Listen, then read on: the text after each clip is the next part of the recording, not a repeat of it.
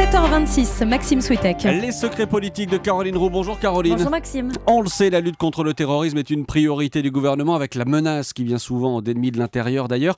L'info politique, Caroline, c'est que le gouvernement travaille donc sur un nouveau projet de loi pour donner plus de moyens aux services de renseignement français. Oui, et le calendrier est déjà calé. Le texte sera débattu au premier trimestre 2015. Alors l'idée de ce projet de loi, c'est de légaliser certaines pratiques des renseignements français, mais aussi de les encadrer. Car aujourd'hui, Maxime, les règles sont trop floues. Je vous donne un exemple.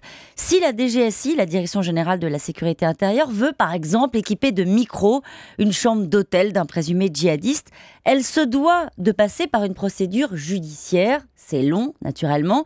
Les services peuvent, naturellement, à discrétion, utiliser des moyens d'enquête intrusifs qui ne sont pas encadrés. D'ailleurs, ils ne s'en privent pas. Demain, si le texte est voté, les services pourront demander un accord à une autorité administrative indépendante. Donc le texte étendra aussi par exemple l'accès aux données internet, mail, adresse IP et autorisera par exemple le croisement des fichiers sur le web. Cela donnera en réalité une base légale à des pratiques qui se font pour l'instant en dehors de tout contrôle.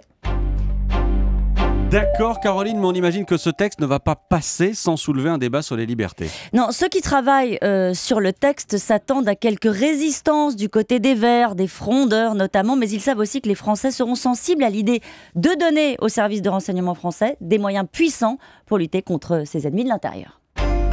La question politique du jour, Caroline, est-ce que le futur nom de l'UMP est trouvé ? Bon, alors même si c'était le cas, on ne l'aura pas de toute façon avant l'élection du 29 novembre. Ce serait une façon d'enjamber le vote et ce serait malhabile.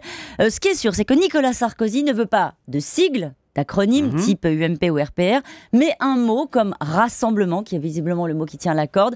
On sait aussi qu'il ne veut pas du terme parti rejeté par les Français. On va en entendre parler.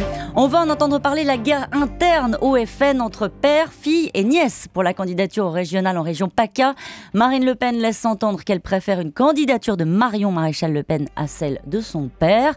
Pas sûr que le patriarche ne lui évite un nouveau psychodrame familial. Les secrets politiques de Caroline Roux tous les matins, 7h25 sur Europe 1. À demain, Caroline. Et notez qu'à 8h20, c'est Claude Guéant, ancien secrétaire général de l'Élysée, qui sera l'invité de Jean-Pierre Elkabbach.